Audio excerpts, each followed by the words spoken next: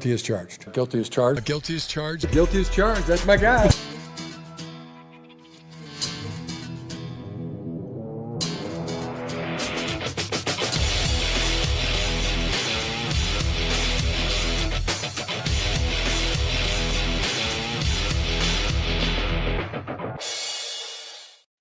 Hey, what is up, everybody? Welcome to the Guilty as Charged podcast, coming to you on a Monday, a Labor Day weekend. So hopefully you guys have all had, a nice time, vacationing or work. Hopefully not working, but whatever you're doing, hopefully you've had a good holiday weekend.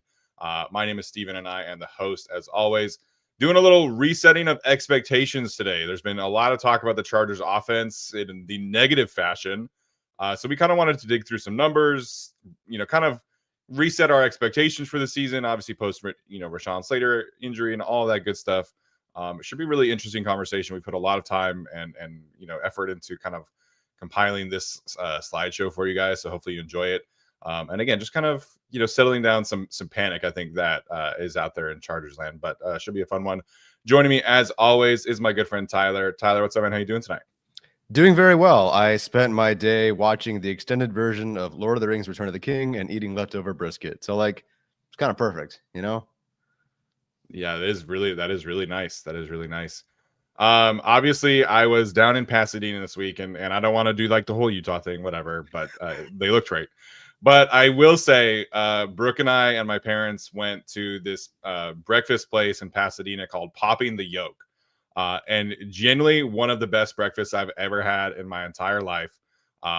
It's kind of like an Asian American fusion for brunch. And so Brooke had this like Korean fried chicken, eggs Benedict. Oh, that's good. It was so good. And then I had it was a banana toffee French toast that they deep fried. Dude, it was so good. It was so good. So if you are in the Pasadena area, I had to give a quick shout out because genuinely like one of the best eating experiences of my life in Old Town Pasadena. So Popping the Yolk, if you're in the area, it's truly phenomenal breakfast. Yeah, that sounds pretty good and super unhealthy, but you know what? I'll take them as a sponsor anytime. Yeah, 100%. All right, so like I mentioned, here to talk about the Chargers offense. Before we get started, have to give a quick shout out to our friends over at Prize Picks, the best and easiest way to consume daily fantasy sports.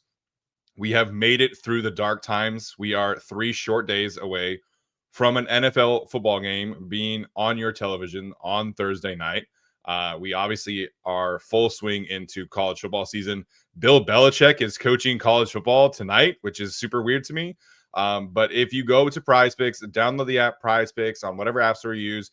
You can use whatever kind of floats your boat with Prize Picks. You can pick and choose from any different college game, any different NFL game. It truly is the best and easiest way to consume daily fantasy sports. All you have to do is pick a few players, select more or less than touchdowns, yards, field goals, whatever floats your boat.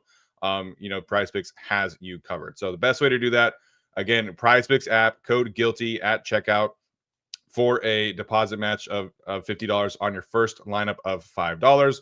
Again, that is code GUILTY at checkout for a deposit match up to $50 on your first $5 lineup or more. So again, shout out to Prize Picks, the best and easiest way to consume daily fantasy sports. I have officially submitted a lineup for the Chargers game against the Chiefs, but we can wait till Thursday or whatever to talk about it. Yes, we will be here on Thursday. We'll do our full preview, and we'll have that conversation at that point. All right, let's get into it. Again, there's so much negativity around the Chargers offense right now, and I understand why. We obviously went through a bit of a struggle bus on the offensive side of the football last year. But that being said, I think some of these numbers that we are going to show you from last season are going to surprise some folks when we kind of look at the offense as a whole from the entire season. And then we'll talk about kind of our expectations for this upcoming season. Yeah, let's jump in. All right, let's do it.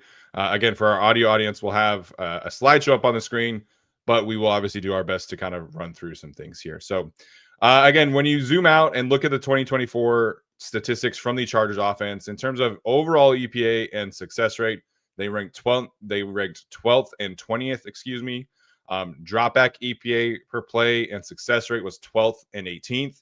So kind of a middle of the pack passing offense. 12th is obviously on the hovering around the top 10, which I think would surprise some people. Rushing EPA per play, which is Greg Roman's calling card, unfortunately did not match that, which was 18th in EPA per rush and 27th in success rate. Offensive line run block win rate ranked 13th. Pass blocking win rate ranked 11th. So again, I think that would surprise some people based on how the offensive line discourse is, currently right now.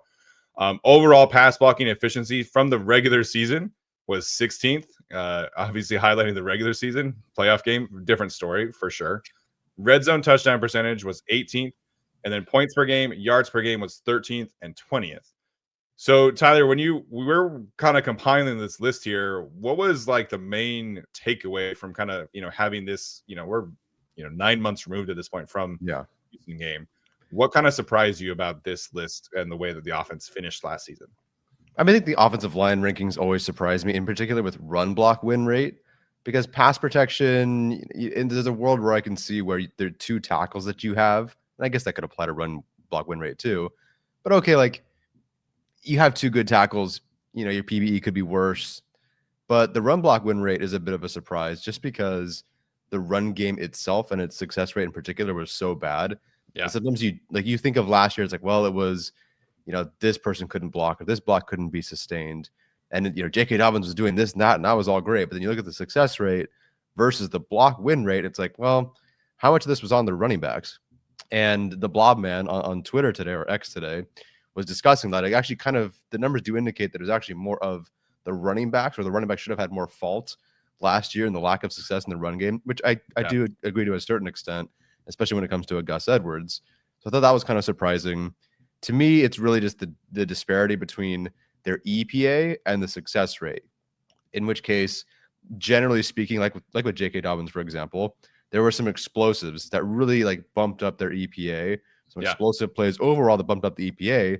But you look at the success rate for all these groups. I don't know if it's like this for most teams, but for the Chargers, there's an 8-spot difference for overall, a 6-spot difference for EPA and drop back, a 9-spot difference for rush EPA versus success rate. They were getting more explosives, and I think that's good, obviously, to get more explosives. And Justin Herbert, I think, had the highest big time throw percentage or ADOT of his career, if I'm not mistaken, or pretty close to it. But the success rate wasn't there, and that's what I'm that's what I'm hoping they can remedy in this upcoming season. Yeah, I think when you look at kind of the strategy from this past season, it makes sense that they were trying to go big game hunting. Essentially, we're not the most efficient offense in the league, so let's try and create these explosive runs as much as we can. Let's try and get the guards pulling. Let's try and find a crease for JK. Let's try and make sure we're moving bodies. We're able to kind of use some misdirection here. And then passing game wise, this was Justin Herbert's highest ADOT of his career. So the goal was pretty evident to let's push the ball downfield as much as we can. I think he finished second in play action attempts last season. So their goal overall last season was to just let's try and get as many explosive plays as we can.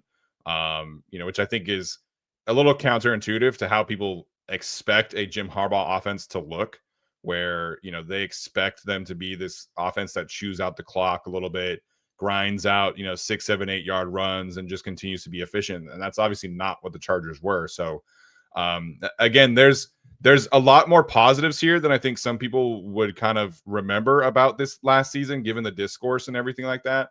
But overall, I think you can kind of combine all these numbers and say maybe they were the 16th best offense, on an overarching standpoint. Yeah, that definitely feels like if you averaged all these numbers here, it feels like you get 14th, 15th, or 16th. I am very curious how much of it was Rick H-Town mentions Lad saved the offense last year. I am very curious, and I suppose this is how averages work, but how much of it was Herbert, McConkey, Alt, and Slater pulling a ton of this offense behind them, and the other 6, 7, 8, 9 players that were really involved kind of pulling them the other direction. And maybe this year, do they have enough players where everyone kind of is working together? Granted, they lose Slater, but do they have enough players where it's not such an anchor behind them? Yeah, I think that's the ideal scenario for the Chargers, is that they have enough players around the stars where the anchor is a little less heavy and can kind of raise up a little bit here. All right, let's get to the next one here, Tyler. Yeah, so I think we had to bring this one up in particular because it is the main discussion. You've said it several times. The offense will go as far as Justin Herbert will take them. It's not, yes, it's the offensive line and it's Greg Roman, but it is truly Justin Herbert. And last year was up and down at minimum, and it didn't start out great. The last point I have here is that the plantar fasciitis and the high ankle sprain early on, those things it didn't help him get off to a start in week 1 because he was essentially not really practicing up until that point. Then in week 2, he gets hurt, doesn't play the rest of week 3, or plays week 3, but doesn't play through all of it. And so things did not get off to a good start last year. He ended up in 13th in EPA plus completion percentage over expected in that composite ranking, 12th in adjusted EPA per play, 18th in success rate. Passing grade by PFF was good in 3rd. Still took care of the football. Turnover worthy play rate was 7th. Usually that's always something good for him. Yeah. Big time throw rate was very high for him at 3rd best in the NFL. The worst part for him was that pressure to sack rate. I don't know if it's because, as you mentioned, they were trying to live off explosives. I don't know if it's because McConkey was literally their only piece of downfield offense really last year, but it was by far a career worst for him in pressure to sack rate. He was not able to, for those who don't know, like, you're trying to avoid a sack. And so when pressured, how often do you take a sack in those instances? And he was 19th out of, I think, 26 or 27 qualifying starters, which is not great for him. Usually it's takes care of the football, avoid sacks. Still take care of the football, but he was not avoiding sacks often as he was before. Part of that could be the injuries, of course, the high ankle sprain that he was playing through for a long time there, but also it just wasn't working downfield either. Yeah, the sack percentage, we kind of highlighted it as like the big concern. So it's not just that it was the career high, that usually, is a statistic that kind of carries through a player's career. It's relatively stable. Obviously, there's going to be like some outliers depending on your offensive line and stuff like that. And Justin Herbert, even with the 2020 offensive line, he was 13%. And so he's kind of hovered around like the 13 to 15% throughout his career. Avoiding sacks, I would say, is like one of his, superpowers. Like, there's obviously the arm strength, stuff like that. But he's just bigger than everybody else. Like, he's very difficult to tackle, but he just has like the awareness, like, just at an insane level where he can sense the rushers coming and avoid those plays, from happening. So the pressure to sack percentage, I think, is a variety of issues.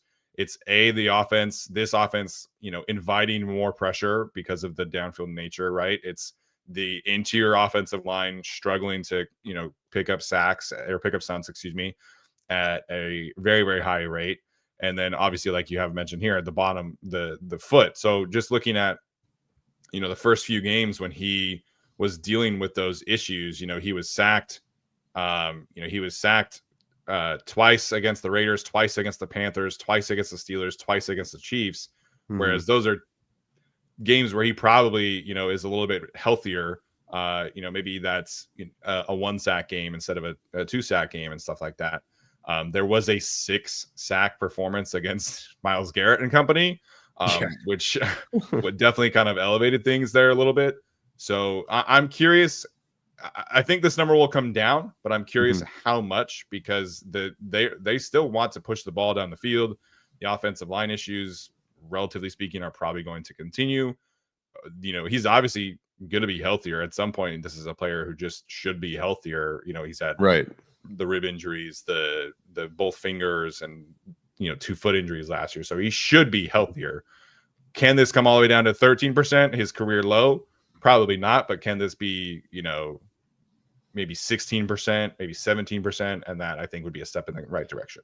Yes, as people are pointing out, and I'm glad you talked just long enough for me to look this up, but people are saying, of course, like, as he's getting healthier, at the beginning of the year, obviously he was not as healthy, so the number in theory should be better. So I was just curious. I picked a random range of week 10 to week 18, double digits, second half-ish of the season. What is his pressure to sack rate? It was still 20.4%. He was still 17th. So this wasn't necessarily just an injury-related thing. This was basically a year-long thing. Yeah, I mentioned the 6-sack game against the Browns. There's a 5-sack performance against the Atlanta Falcons when the Falcons had like the worst pass rush in the league. So Jeez. there are again, some of this is himself, but some of this is also the way that they play, the offensive line in front of him. I think it should come down just based off of his own health.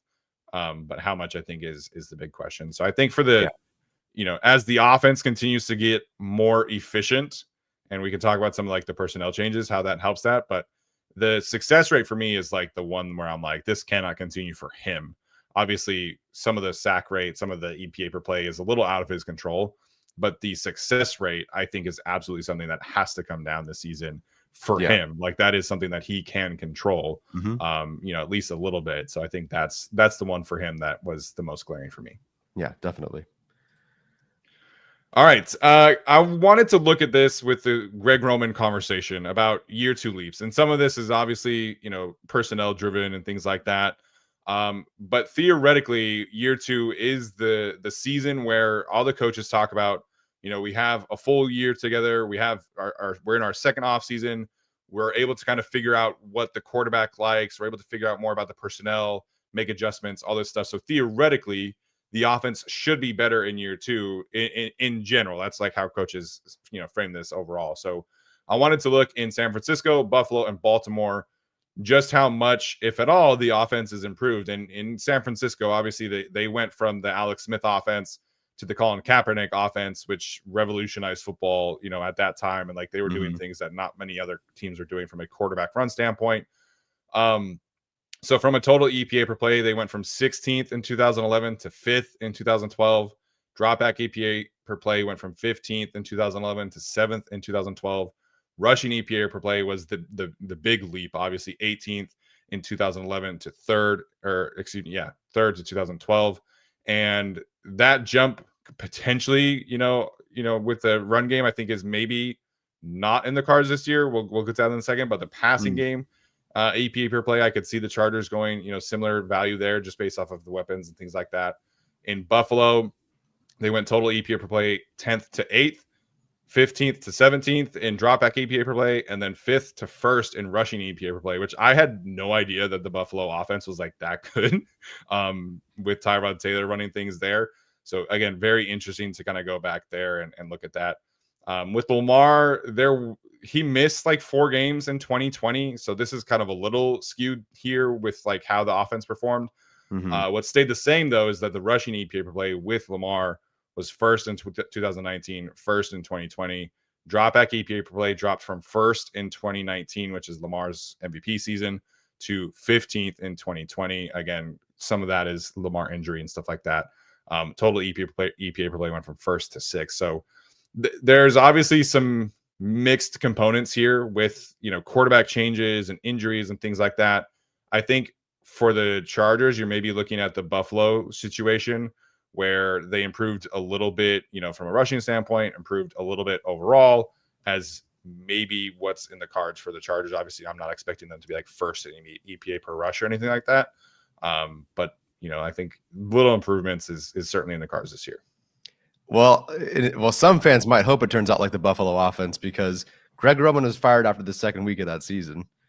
So in 2016, Greg Roman. Is that right? I Yes. did not even look that up. I just assumed that he went all the way through the season. No, he was fired and I believe replaced by Anthony Lynn. That's hilarious. Moment. And then Anthony Lynn replaced Rex Ryan as the head coach. So the good news is Buffalo got better. The bad news is they fired Greg Roman. So one of Greg Roman's year 2 leaps is him getting fired. So yikes. Your thoughts, Steven? The Chargers website made it seem like he called plays the entire year in 2016. So that's he did call plays in 2 separate years. Just one of them was very short-lived. They went 0-2 and they fired him. So like my perspective looking at this is, okay, quarterback change, which isn't happening in San Francisco, and I'm sure other things too. Buffalo, he gets fired, and in Baltimore, Lamar gets hurt. So it's kind of like, it's tough. Like you're hoping for the San Francisco part, right? Where this is also like year 2 with Jim Harbaugh over there as well. And like, that's the closest we can get. This is with Roman and with Jim Harbaugh.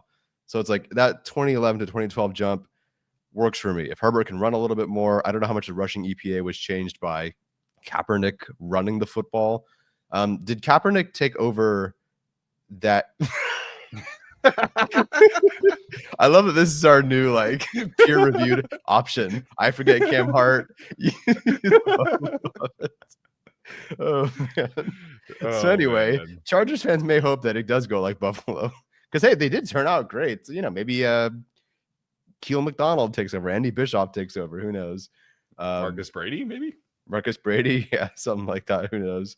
Whatever the Anthony Lynn equivalent is. So anyway, do you feel worse about this year 2 leap now or better? A little bit, honestly, because I was looking at the Buffalo offense, like, okay, I can see this, a little jump up. Man, that is too funny. That's great. My bad, y'all. Sometimes it happens. It's a Labor Day holiday weekend, all that stuff. Yeah, no, Steven has literally been gone. I've been sick. I threw an asterisk on there to remind my own self, but that was it. I love this, our new change here. This is what happens when we don't message about the stuff that we're putting on here. Also, yeah, no kidding. Oops, but it's all good. It's all good. The point stands. It's maybe possible. We'll see, but worth overall bringing up. Totally. All right, Tyler. What's next here? All right. So for me in particular, like, okay, now seeing what's happened. And, what are we hoping for moving forward? There are 5 focus areas for me in no particular order. I'm looking for, number 1, like the screen game / easy button plays. You want to hear about the screen game, go listen to the Thunder Down Under podcast. They discussed that recently about like the different rates of different quarterbacks and whatnot, but really just the easy button plays.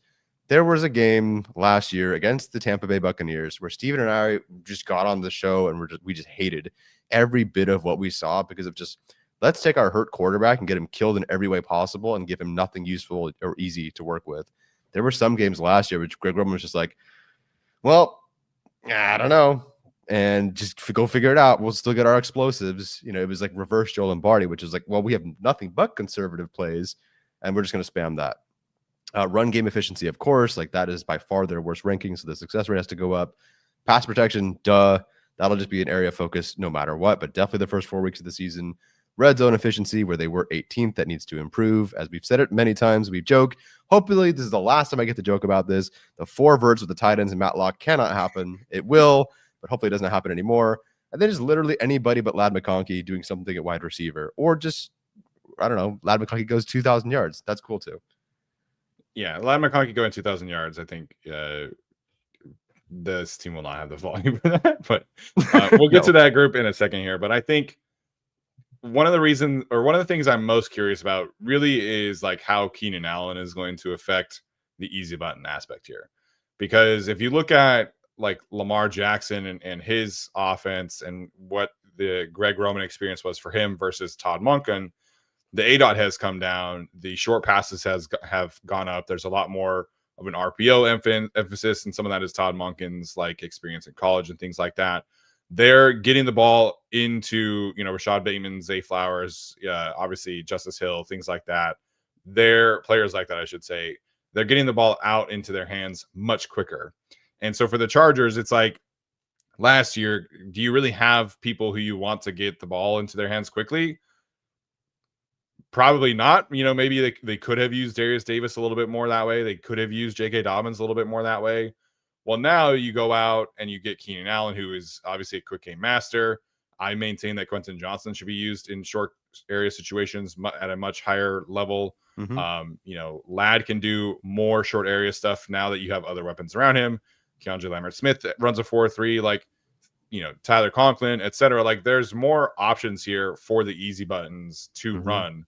But to me, what kind of role do they put Keenan Allen in is like the main question mark I have with this particular offense, because it sounds like they are using him. They, at least in training camp, they were using him as a Z receiver, which is kind of like Joshua Palmer's role in this offense, whereas that's not really been his role previously. So how they get more easy buttons, I think, is like you put this number 1, and I agree with it. Like, this is absolutely an area that has to change with this passing offense, where last year it was like vertical routes or nothing. Vertical routes, take a sack. Vertical routes, throw the ball away. Vertical routes, Herbert scramble. There has to be an overall increase in rhythm and the easy button offense. And I'm not asking them to just like vanilla, RPO this offense, but get the ball out quick it's not a bad thing. It does allow you to get easy chunk plays, which is something this team did not do last year. Yeah, and one thing I didn't include on here that maybe we could have or I could have was just some of the off-script stuff, the improv plays, which I do think Keenan Allen can help with, just because there's a natural chemistry and trust there where Herbert will just kind of throw it and expect him to be at a certain spot. Keenan Allen knows exactly what Justin Herbert wants on the field. So I think that could also be something that I can't really like quantify, like, oh, I need him to do it this many times or this will contribute to the EPA in this way. But I just think now that you're in year 2, hopefully you find enough structure and you understand the basics of whatever this is. There's also some improv and off-script stuff too. Yeah, I think Najee Harris had 46 targets on overall last season. You know, J.K. Dobbins only had 36. Gus Edwards only had 4. So it's how do you use the running backs in the passing game is very interesting, because Najee can absolutely do that. Yep. Martin Hampton can absolutely do that. Yep. You know, they're kind of talking about, you know, Naheem Miller-Hines in a way that they think he can do that. And so just using the running backs more in the passing game, I think would be huge for this team also. Yeah, no, I definitely agree. Like, it would be a shocker if they leaned on the passing game and the running backs as much as they did last year. No way. Yeah, I agree. All right, so what's new with the Chargers offense? Obviously, the offensive line we've talked a lot about. But to Joe Ortiz's credit, they've made a lot of upgrades in the skill player department. So last year, they tried to do the whole DJ Chark, Simi Fehoko as the X receiver situation. You know, enter Keandre Lambert-Smith, who's kind of, you know, you could debate the role and things like that. That's kind of where they have used him most in training camp and in the preseason. Joshua Palmer, again, that seems like it's Keenan Allen's role right now. And then Trey Harris will be kind of situated into that spot as well. Greg Roman has said that that's where they want to focus in with him right away, so he can kind of get comfortable with that role.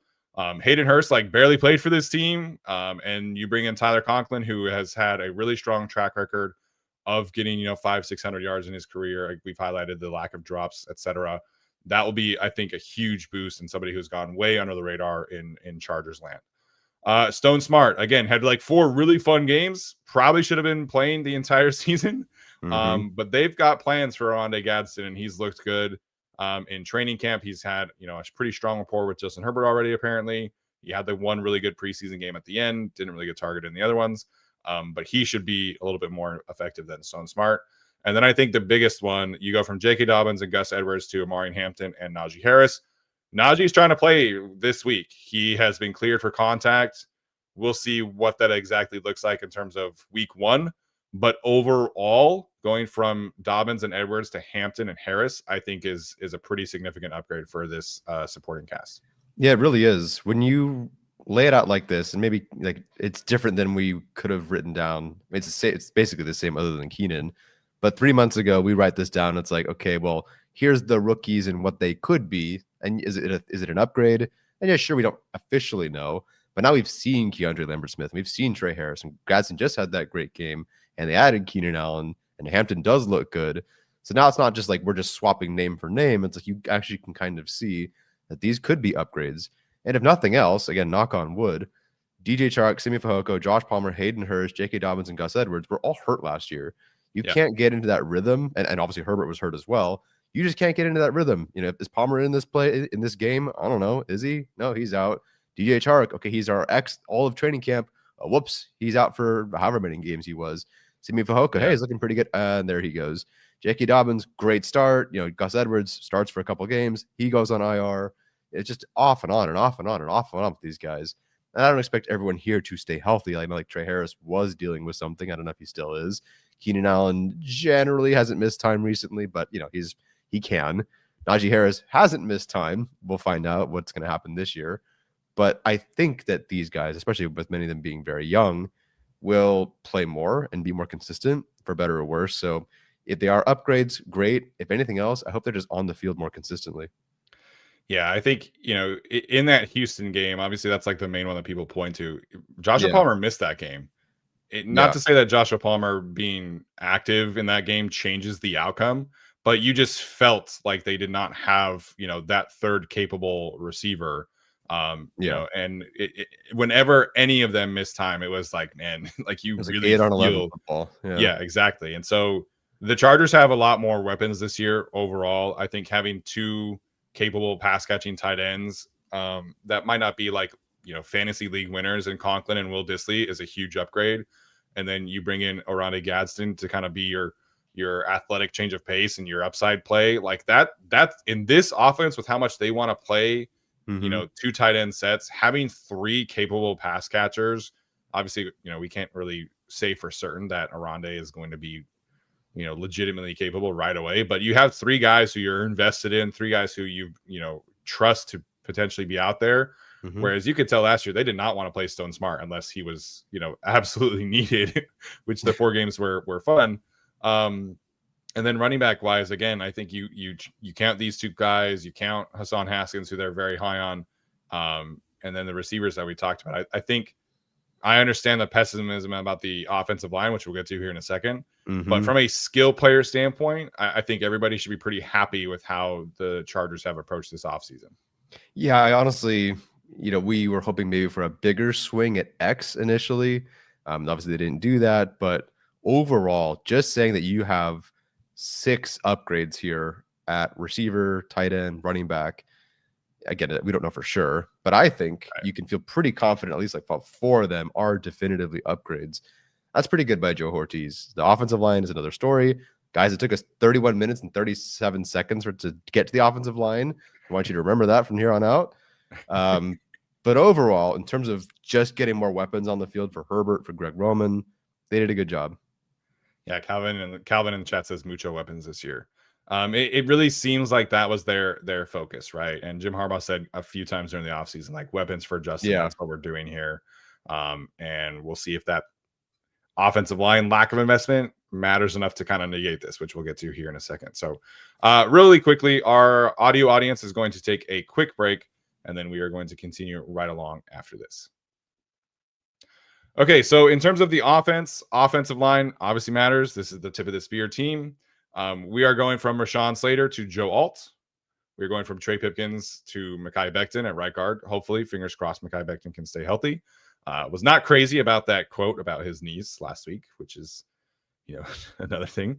And then we're going from Joe Alt, the rookie version, to Trey Pipkins at right tackle. So Trey Pipkins still involved from last year to this year, although I've maintained that his tackle play is better than his guard play, even if it's not super inspiring there. So we've kind of covered this a lot.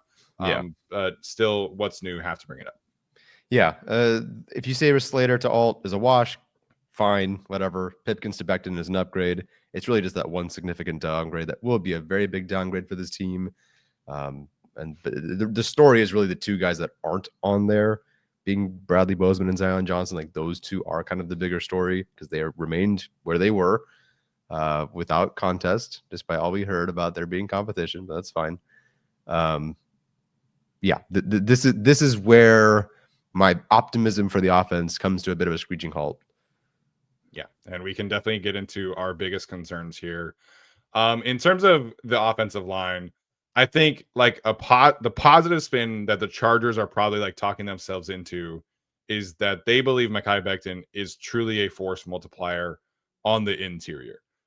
If he's healthy, I can buy that from a run game perspective. Watching the Philadelphia Eagles version of him at guard, you just see somebody who is like truly capable of just setting that side of the offensive line and just washing guys down at a really, really insane rate.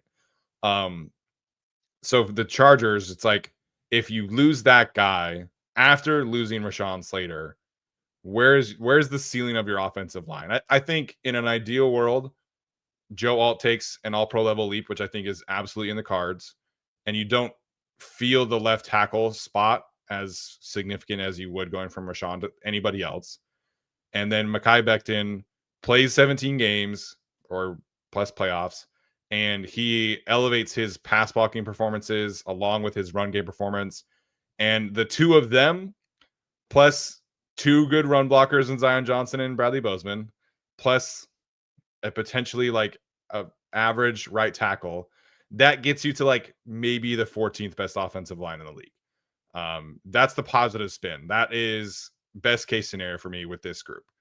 If Becton misses any time, if he misses 4 games, if Trey Pipkins gets injured, that's a very different situation. And I know we've talked a lot about the negative aspects of the offensive line, But if Mekhi Becton and Trey Pipkins can stay healthy, I think this can be, the 15th, 14th, 13th best offensive line in the league, in part because I'm baking in a Joe Alt like tremendously, significantly improved season, which is crazy as that sounds. So, we've done a lot of the negative stuff positively. I think best case scenario is still that this offensive line is above average, which I know is not a super common take. Yeah, I think above average is completely fine. That'd be nice to see. Like, I would feel okay if that's where they settled. Not great, but not every team can be the Eagles. Not every team can be, I would say, the Cowboys, but definitely not every team can be the Cowboys. But that's for a whole different reasons. Average is fine. Above average for this offense without Rashawn Slater would be genuinely, I think, a win. Yeah, I think so. We mentioned the Justin Herbert injury stuff earlier. It's been a while, guys, since we've seen a fully healthy Justin Herbert. So I know there's a lot of conspiracies about the leg sleeve and things like that. But for me, it's just like, can he, there were so many games last year where he was essentially like, late career Phillip Rivers from a mobility standpoint. Can that not be the case? Can he be able to use his legs the entire season? I think is where I'm hopeful we can see that happen. And if he deals with like minor bumps and bruises, that's fine. But I would like to see him avoid these injuries that are like so, prohibitive to him playing at his best level. Yeah, even if it's just for the 1 or 2 plays per game. I mean, the Denver game with like the 30 or 40 yard run, just like, well, no one's up in here. I go down the sideline, like to just ice it in prime time. Like, that's the kind of stuff they were missing earlier on in the season. So hopefully he can do that. Yeah, that stretch of like the Ravens, Broncos, Bengals game, you could really feel his mobility popping up a little bit more.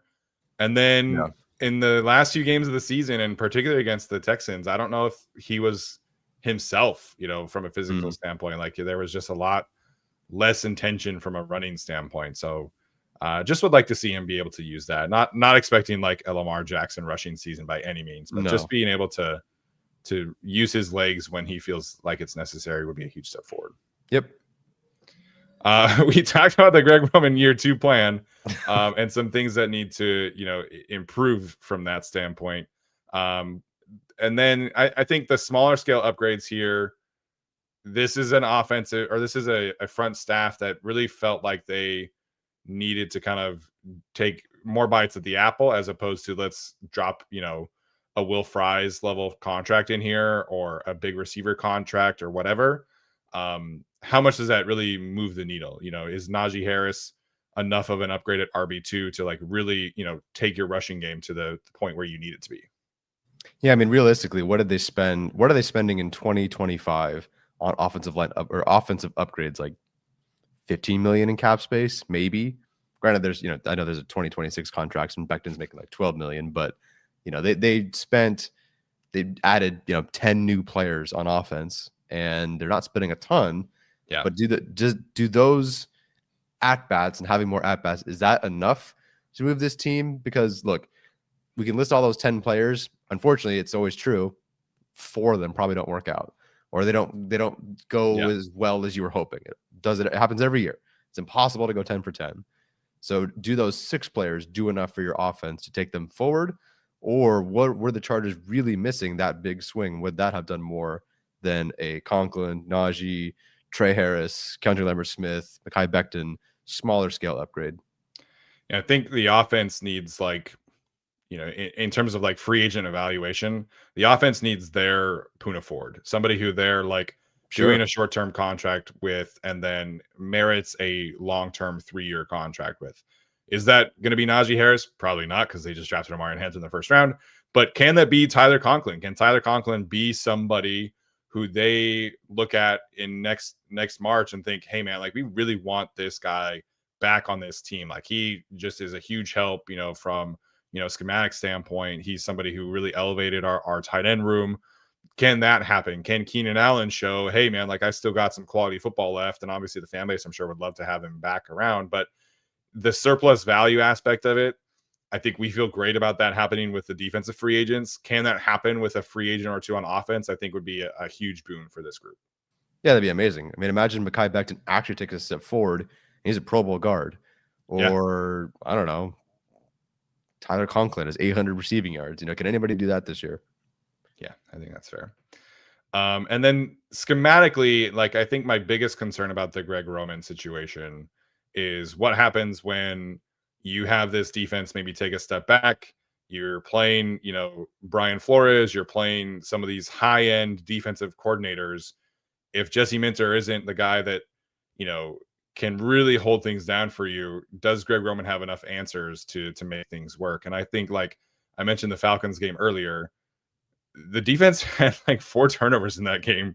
They were playing Kirk Cousins, who was like a ghost of himself. It came out in the Netflix documentary that Kirk Cousins had an elbow injury and could like barely throw the football.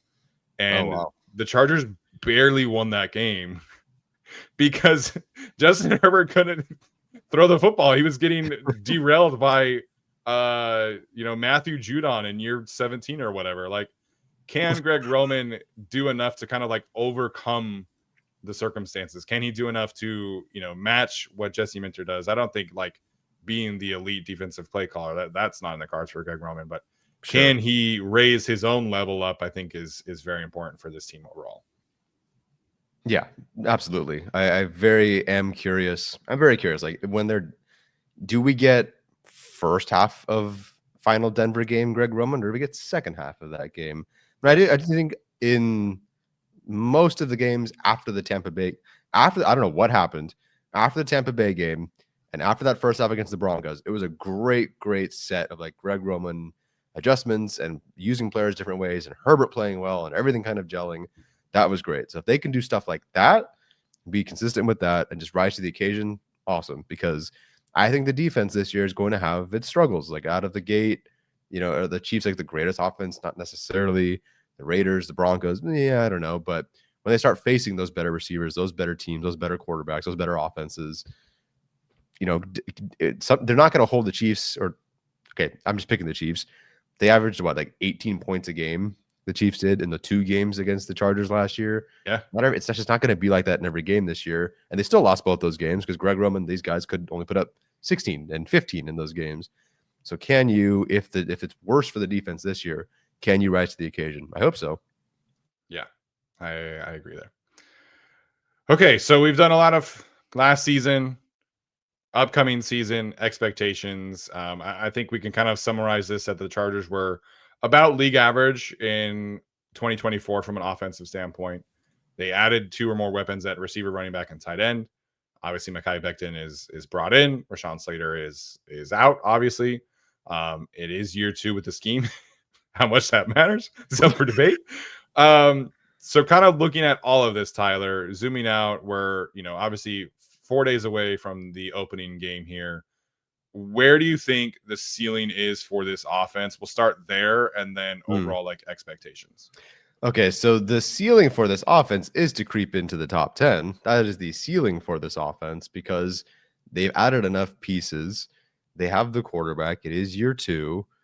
I think that there are some raw statistics that will go up for this team because of health, because the defense will need them to score more, I think, and to throw the ball more. I think they'll be in more of those situations where they have to be a bit more aggressive. Maybe Herbert cuts things loose. And frankly, if he's just healthier, they should creep into not the top 5, but somewhere in the top 10 as their ceiling. Unfortunately, without Rashawn Slater, like my expectations for this offense are the run game takes a nice step forward. It has to. 27th success rate is ridiculous. Yeah. If it's still in the 20s, I have all the concerns in the world because yes, it's not a perfect offensive line, but Becton's a run blocker. You have your blocking tight ends. You got your running backs. Even Keenan Allen can block. So it should work out enough where I think they should at least move into being 15th, 16th in success rate in that category, which isn't great. Like they should be better, but they were 27th. So I'm not going to ask them to go from 27th to 5th. So I think that realistically, this offense without Rashawn Slater settles into about 11th or 12th as a total offense. I think with Rashawn Slater, I could very much so convince anybody that it is a top 10 group and like firmly in the top 10, not top 5, but top 10. But with the shuffling on the offensive line, losing your second best player on the team, arguably your best player, not most important, I just think they can't crack the top 10 without him. So I think I'm going to go with 11th here. Yeah, I think that's really fair. I think with Rashawn, obviously it's a very different conversation where you feel like the Chargers did have enough with 2 all-pro level tackles and Mekhi Becton to truly like elevate the offensive line.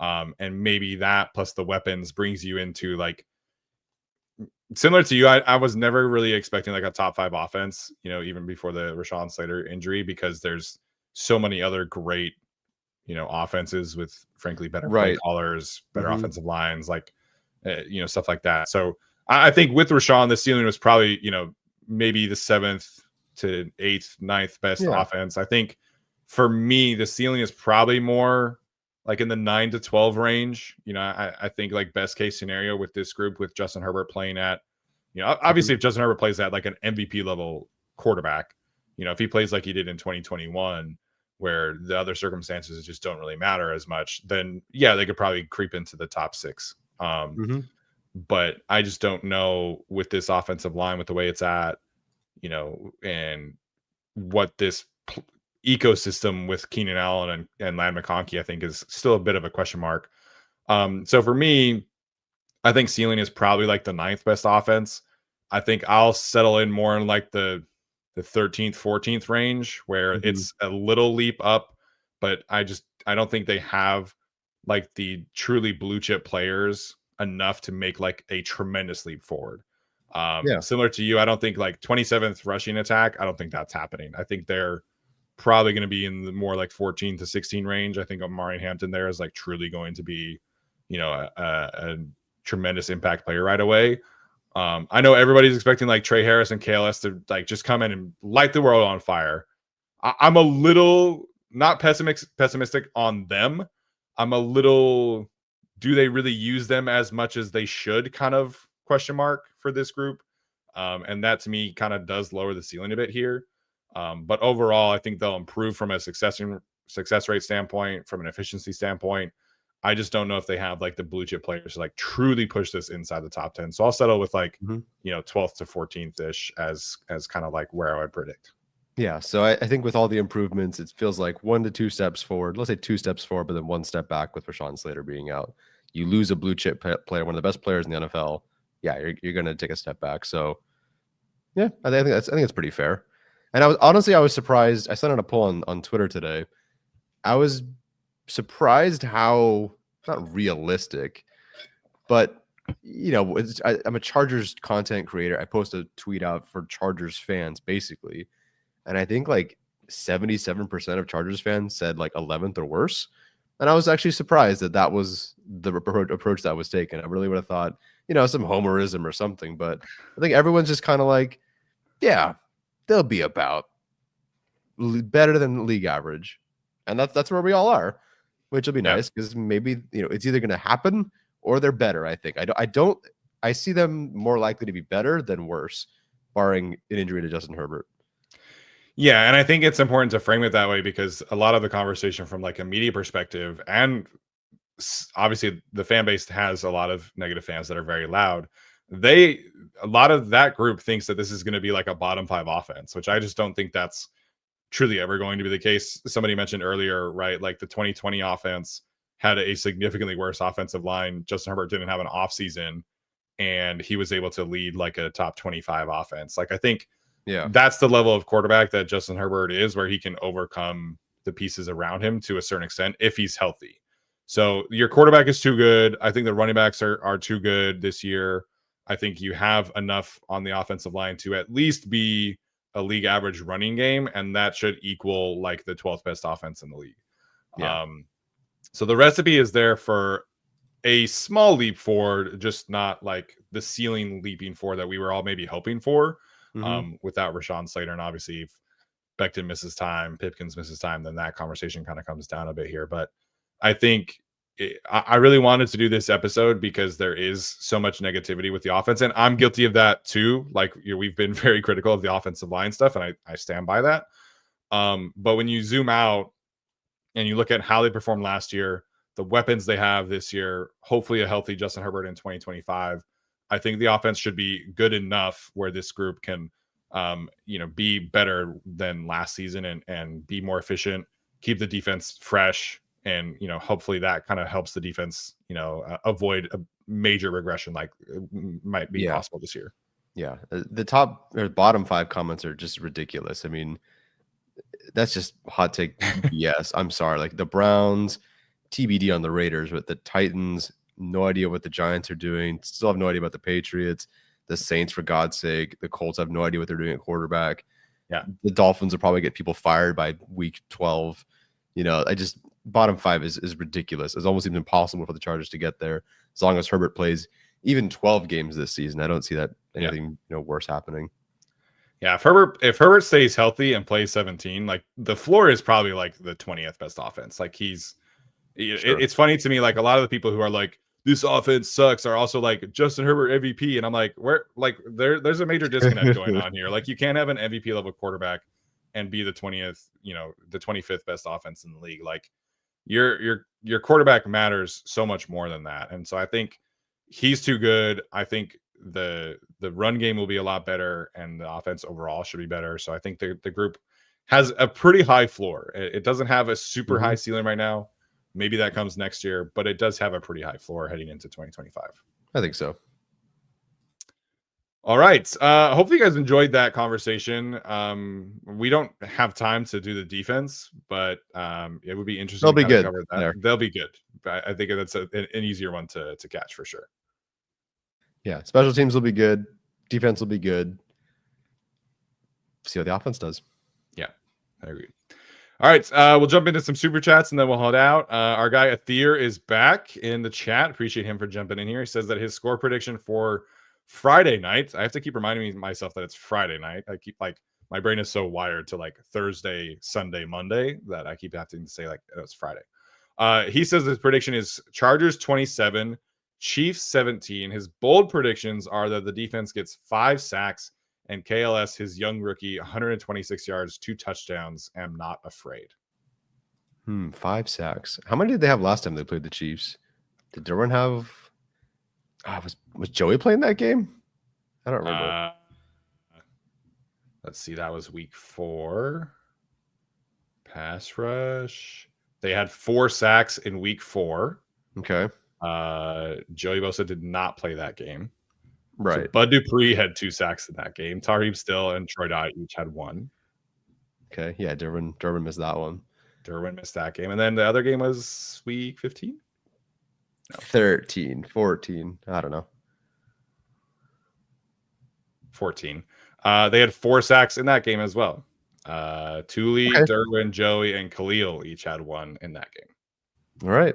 27 pressures in that game, by the way. Yeah, that was fun. No, Minter again, both games was psycho. That was the stupid doink at the buzzer that the Chiefs managed to win that game. I hated that so much. Yep, whole thing sucks. Chargers 27-17. I doubt it. I just don't see it. It's just never that big of a gap. No. And Keandre Lambert-Smith, 126 yards, 2 touchdowns is definitely not happening, respectfully. I don't know how much these guys are going to play. Like Keenan Allen coming back does kind of shut the door on specifically Trey Harris at this point because Dre seems to be more of the X as their preferred guy. And even then, Quentin Johnson is cleared from concussion protocol. There's a world where weeks 1 through 4, these rookies get 15 targets in 4 weeks. Yeah, just because they have a trio that they are kind of locked into right now. Yeah, I think we might be in for a 2025 where Keandre Lambert-Smith plays more than Trey Harris just because they need Keandre's speed. Like they don't really have the other 3 guys ahead of him that are starters are not really like vertical threats. And so Trey Harris, I wouldn't be surprised if he's like a healthy and active a few games while they kind of workshop some things. I'd think that would be ridiculous, but because I don't think you want to to me, it makes sense to like kind of load manage Keenan in a similar vein, like how you do Denzel Perryman on defense. And so, yeah, I think the young guys should both play a lot. But Keandre 126 and 2 touchdowns. He said it's a bold take. It's a little bold for me. I like the 5 sacks one because they had 4 in each game last year. I think that's a good one. The score prediction, like this game is always like 4 points or less. So can the Chargers score 27? Definitely possible. Can they hold the Chiefs to 17? They did that twice last year. Yeah. Can that happen again? I don't know. But to me, like when you're predicting these games, it's got to be like, if you think the Chargers score 27, the Chiefs are 24 or 23, something like that. Sure. Yep. Thank you, Athir. Welcome back. Yeah, appreciate it. He says, I'm off today and wings, baby, buffalo style. Right on. Good Right choice. on. Good choice. Jesse Aguilar says, Steven, do fans watch in Roy, Utah? I'm alone. I'm not super familiar with the scene in Roy. I never really went up there. It's a really small town for those who don't know. But I do know that there are a decent amount of Chargers fans in Salt Lake City. My cousins live in Salt Lake City who are Chargers fans. I have a couple friends from high school that still live in Salt Lake that are Chargers fans. I think there's a diehard chapter in Salt Lake. So there's a good amount there in Salt Lake that you can look for, Jesse. But Roy, I don't think people in Roy in general are watching football. It's kind of a small town vibe. Gotcha. NSN wants to know better OC, Greg Roman or Joe Lombardi? Okay, if we're purely talking Chargers, the best season has so far been Joe Lombardi. Yeah, the 2021 offense clears anything else that Justin Herbert has ever experienced. Anybody who disagrees can argue with a wall. So I think until we see Greg Roman coordinate a top 5 offense for the Chargers, I think you have to say Joe Lombardi. Yeah. Rick H-Town says, can we add the slow second half starts to the list? I think that's a good one. We could have brought that one up for sure. That was a major issue. In general, second half offense, I would say, is a concern from last year that we probably should have put on. Mm-hmm. Yeah, really good call. I forgot about that, actually. So thanks. Josh in here says 15th time catching alive. Who are worse, fans who think the Chargers are going to win the Super Bowl or the fans who think the Chargers are the worst team on earth? I hate the overly positive fans who will just tell you you're a fucking idiot if you think this team is not going to win a Super Bowl. The negative fans, I actually find less obnoxious. And to a certain extent, they've always been right because the Chargers haven't won a Super Bowl yet. So technically they're on a win streak, but the more positive, everything's going to be great. And oh my gosh. And I some of those fans, I just cannot stand. Yeah. I think people can fan however they want. To me, it's like when they bring like the insults to the game and like people who are overly positive will watch our show and be like, are you even really Chargers fans? It's like, well, yes, but we also like, yeah, see how much money we've both spent on games and apparel and merch and stuff like that. But yeah, people who question each other's fandom, I think that like the sucks. root of like bad fans. Like if you're overly negative or overly positive, I don't really care. Like you do you. But when your fandom equates to insulting other people's fandoms, like that's when I have an issue. Like if I don't really care what end of the spectrum you are, as long as you're cool and can have conversations with me, I'm cool either way. Mm-hmm. Well said. NSN back with another one, says AFC West toughest division in the NFL and best coaching division. Hold on, where are we at these days with the? Okay, so coaching, maybe. I think so. It's just I still need them to kind of prove it. It just still feels like the Chiefs division and everybody else. Yeah. So I think I agree, but it's like, what will everyone else do this year? I mean, AFC North is always just a pain in the ass. Yeah. To me, I would say the toughest division is the NFC North because I think you have two teams who should be like legitimate Super Bowl contenders in the Lions and the Packers. The Vikings won 15 games last year with Sam Darnold at quarterback, and their roster got significantly better. Obviously, JJ McCarthy is like a legit question mark. Sure. And I think Ben Johnson's going to do really good things. And maybe Caleb Williams is not like the guy, but overall that offensive ecosystem and Dennis Allen and what he's going to do on defense, I think the Bears are probably like a really tough, like 8-win team. So I think the toughest division is the NFC North because I still think the Raiders are going to be pretty bad. Yeah. Even though they'll be like peskier, they just don't have the horses right now to be super relevant. But I think all 4 teams in the NFC North, I think, could make the playoffs. I think 3 of them could, win a couple games. I think 2 of them could win the Super Bowl. So that, I would say, the NFC North. Best coaching division, maybe. I think that depends how much you want to weigh, 73-year-old Pete Carroll at this stage in his career, plus like Chip Kelly and things like that. But the Raiders are definitely a much more well-coached this team than previously for their case. It is definitely the toughest AFC West on paper that I can recall in a minute. Yeah. Josh Radon responding to his own comment. Are you even Chargers fans? Bulls 35, Chiefs 3. They gave up a field goal? Come on. Chiefs 3? Yeah. Come on, Minter. Patrick Mahomes who? Yeah, exactly. Appreciate Josh for the super chats. Appreciate all you guys for the super chats. 8 super chats. Yeah. On Labor Day. It's been a fun turnout, even though it's not been obviously as heavy as our last show, which had the breaking news of like roster and all that stuff. You telling me that our offensive predictions won't get 15,000 views? That's a shoot. Oh well. Dang. Thank you guys though for that last one. I need like 100 more of you to watch it, by the way. I need it to go to 3rd place all time for us. So yeah, go watch that video real quick. Yeah, if you guys could create some burner accounts on YouTube and go watch our roster reaction episode, that would be fantastic. Do you have you thought about have you done like a Super Bowl pick or anything like that? No, but it won't include the Chargers because I'm not a Chargers fan.